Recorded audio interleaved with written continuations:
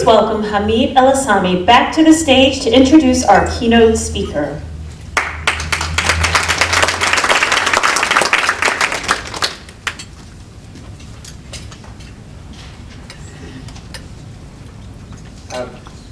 We're very lucky that Dr. Robert Wallace accepted to be our keynote speaker for our inaugural graduation in Baltimore.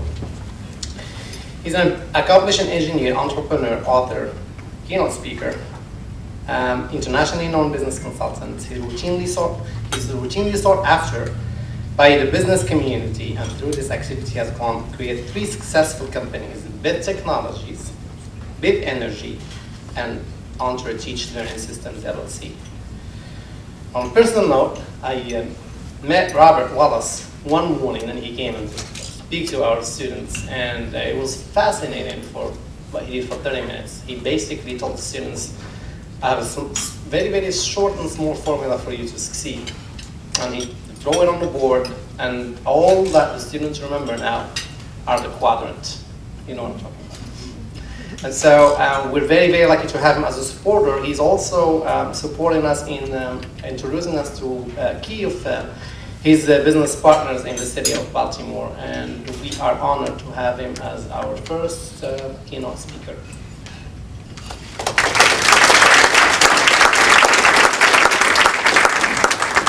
Good afternoon, young people. Do you know that we are in the midst of an economic war? There is economic war being waged right now in this country and around the world.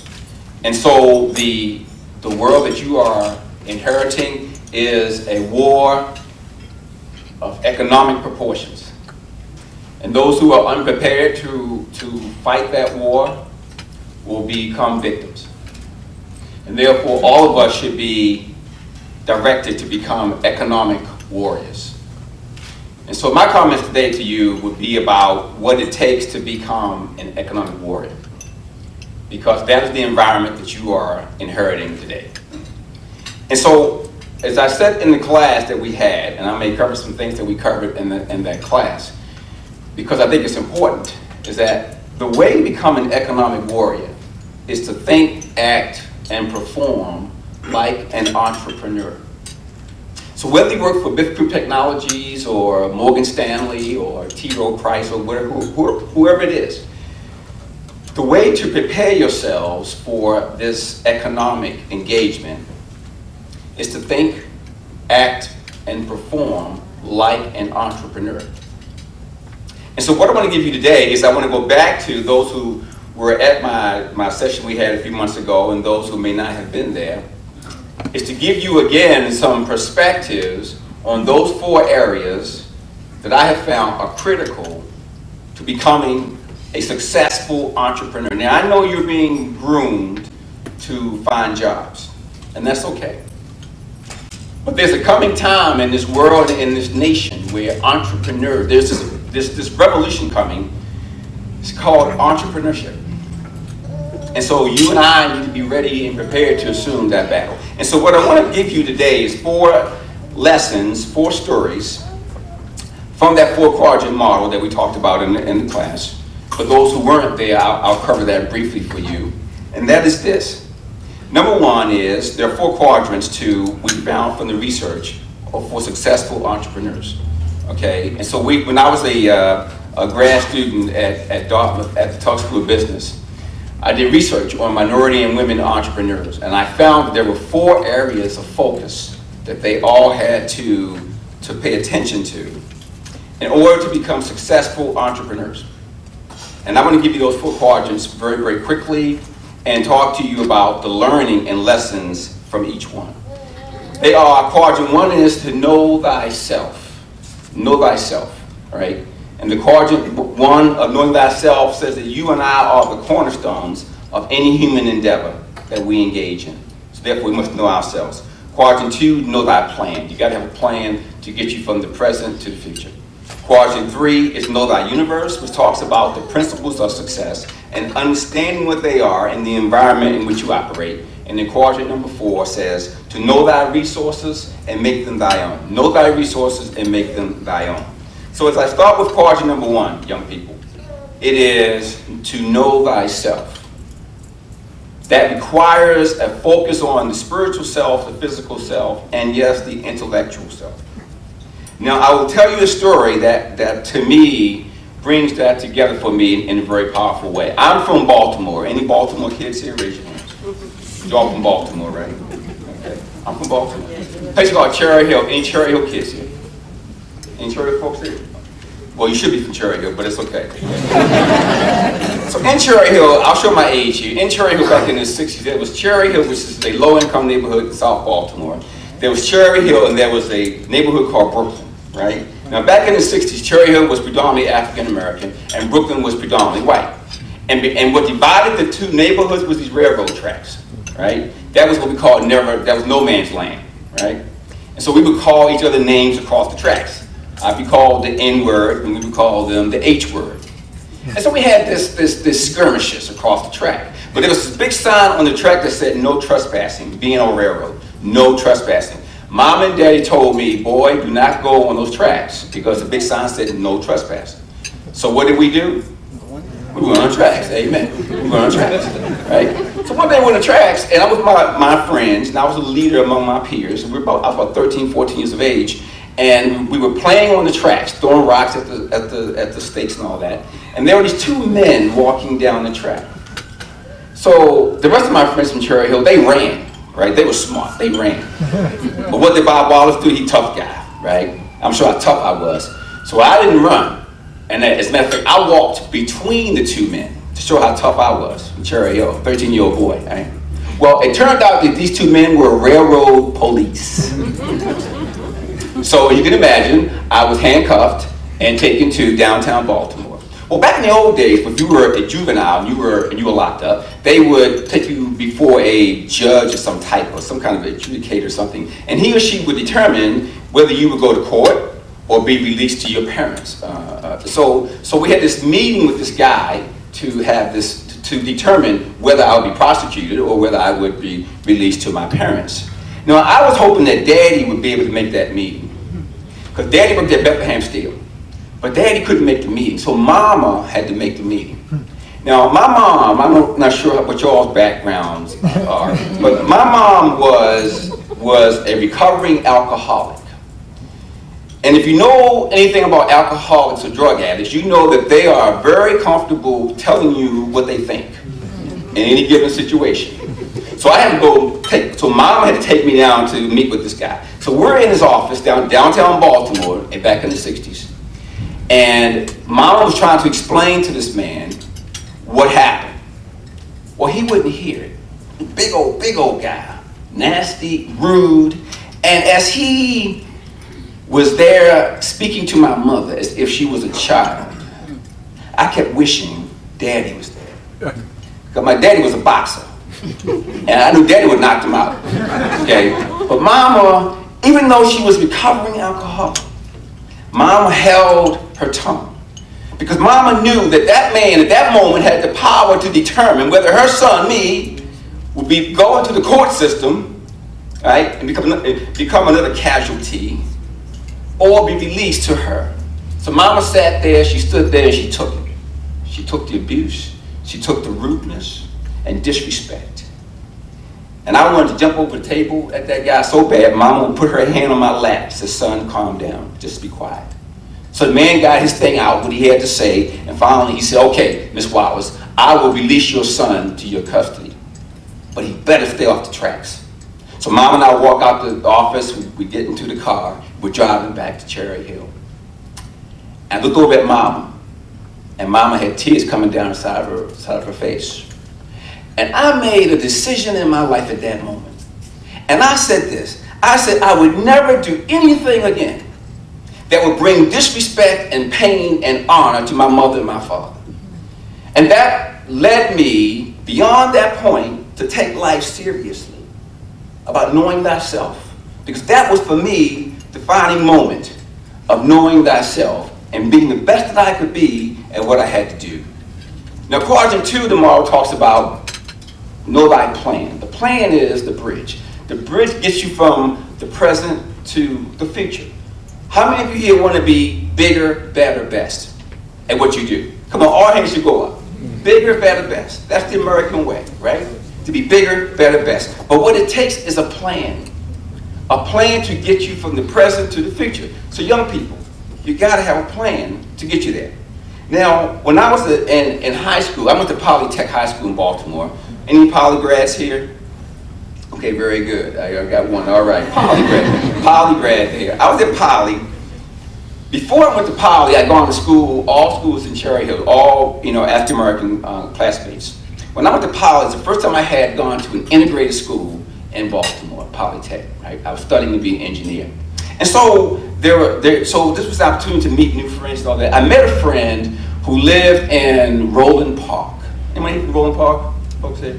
Okay, I didn't live at the time in Roland Park, but my friend was from Roland Park, and we became friends. So one day he had an event at his home, and he invited me to his home for the weekend. So I go from Cherry Hill to be with my friend in Roland Park. What an awakening that was for me. First of all, we went to his bedroom, right? Every child, there were 3 siblings, every child had their own bedroom, right? And every child had their own bed, right? There were 5 of us in Cherry Hill, all in one little bedroom, the size of a bathroom today, of my bathroom today, right? And then each bed had what I thought back then were 2 mattresses. I said, look at this. Well, I know now it was a mattress in a box. But I couldn't understand why he had 2 mattresses. And we had these thin mattresses on army bunks, right? In the projects, right? We went downstairs. They had a kitchen, they had a dining room, a family room, a living room, a mud room, a butler, all these rooms, right? And we had a kitchen and a room. I said, look at here, look at this, right? They had air conditioning. They had central air conditioning in the house. We had air that was conditioned. And they had furniture, but they had no plastic on the furniture.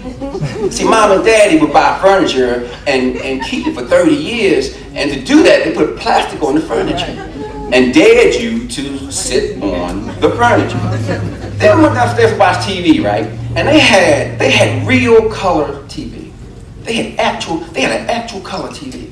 See, back in the old days, if you couldn't afford a real color TV, what you would do is you could buy this colored paper, right? And you would take the paper around the front of the black and white TV, and it made you think you had a color TV, right? I said, look at here, look at here. Then we had breakfast, right? And at breakfast we had milk, right? They had milk in a bottle. We had milk in a cardboard box called powder milk. It's called welfare milk. Right, the kind you add water to and you stir it around and you have lumps in it and all that. That's what we had, right? And they had name brand cereal. So that evening we had dinner, and I sat next to my friend's father. I said, sir, tell me something. I said, sir, what do you do for a living? He said, Bob, I'm an engineer. I said, got it. And I said, sir, well, how do you make enough money to live like this? He said, Bob, I own my own business. I said, got it. Engineer, own your own business, right? It's no mistake today that Bob Wallace is an engineer and owns his own business. Because that day, my friend's father helped me to see the future. I came back to Cherry Hill that Sunday night, said, Mom and Daddy, I love you. I know you're trying real hard, but I have seen the future. And I want it, and I want the future. So that's quadrant 2, knowing thy plan, because that became my destination point then. Engineer and own your own business. Quadrant number 3 says this. It says to know thy universe. What that means is this, that there are rules of success and engagement that you need to understand in whatever work you're doing to be successful. When I came to IBM in the 80s, after graduate school, I went in, I'd gone to Dartmouth business school, and I came in with my blue blazer, and I had some charcoal slacks on, I had on some loafers, and a nice print tie. I got through one day of IBM, and as I was leaving for that day, I got a call from my manager. She said, come see me, Bob. She said, Bob, we're glad you're here, we love you, we think you'll do well at IBM. She said, only one problem. She said, if you want to be successful in IBM, you got to change how you dress. In IBM, we wear suits. The jacket matches the pants. We wear black shoes We wear a nice conservative tie and a white shirt. She said, if you want to be successful at IBM, that is what you have to do. The rules of engagement. What are the rules of engagement where you're operating, where you want to be successful? Quadrant 3 addresses those things. And then Quadrant 4 talks about knowing thy resources and making your own. Beloved, you and I cannot be successful by ourselves. We need to have alliances and partnerships. And therefore, you must be very intentional about building alliances and partnerships. Very, very key. I've written a book on that, which you will be very glad to see a part of it, and we can go through some details there at a later time. But those are the 4 quadrant rules, all right? So in terms of becoming economic warriors, what we need to do is to look at those 4 quadrants and focus on them on a daily basis to become economic warriors. Because the world you are inheriting requires that we be economic warriors. So as I move to conclude my comments here, I want you to remember that as you leave here, wherever you go to work, whether you work for a company or for yourselves, those 4 quadrants are critical. And I'm reminded of that because when I was, one thing that was not mentioned is that in my company, we're committed, we take a portion of our profits each year and we plow it back into mission projects all over the world, in Africa, Latin America, in Asia, other parts like that. And so we were recently in Liberia, and we had gone there to put in some water systems and some sewer systems and all. And if you don't know much about Liberia, Liberia was in a 14-year civil war, just came out of the war, and we were going to help rebuild the country. We'd been there for a week. We were our last day there. We were out in one of the war-torn cities called Harper City, and we were interviewing the senators from the Senate of Liberia. And I was there with my team from America, and you can see the poor people all around walking back and forth. The town is bombed out. Buildings all bombed out, right? So we're interviewing the senator, and I'm noticing this little girl, about 8, 9 years old, watching us. So finally she walks over to me. Of all the men in the room, in the courtyard, she walks over to me. And she says something in her native tongue that I did not understand. And so I asked my host, I said, what did she say? He said, Mr. Wallace, she said she wants to pray for you. I said, oh really? He said, yes sir, she wants to pray for you. Now, this little girl, 8, 9 years old, right? She had sores all over her body, from her head to her toe. She had a scarf on her head, had lost all her hair, had the smell. You know, poverty has a smell, you know. Suffering has a smell, has an odor to it. She had the smell. And she came up to me, she said, sir, I want to pray for you. Now, I must admit, at first I thought it was a scam. You know, you pray for me, then I give you money, then you go away, right? That wasn't the case. I looked her in the eye and she said it again, sir, I want to pray for you. And I said, wow. I said, well, why did she pick me? Of all the people in that courtyard, why did she pick Bob Wallace? Don't know. I said, I'll tell you what. I said, baby girl, I'll tell you what. I don't know what you see or what premonition you may have, but you guess what? I will let you pray for me. So I took off my hat. It was a hot, sunny, tropical place. I'm sweating like crazy, like I am now. And she puts her hand on my head, and she begins to pray for me in her native tongue. And by this time, I'm a wreck. I'm a mess. I'm crying like a baby because I'm like, what's going on here? And so my point to you is this, is that this little girl who broke all cultural norms at that time, it's unusual for a girl to approach a stranger, first of all, let alone approach a man. That was unusual. That was a breaking of the cultural norm. And for her to take that step and do that was pretty amazing.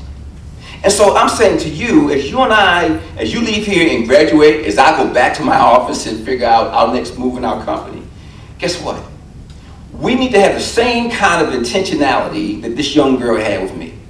You got to break all cultural norms. You got to do the unexpected, and you cannot be afraid.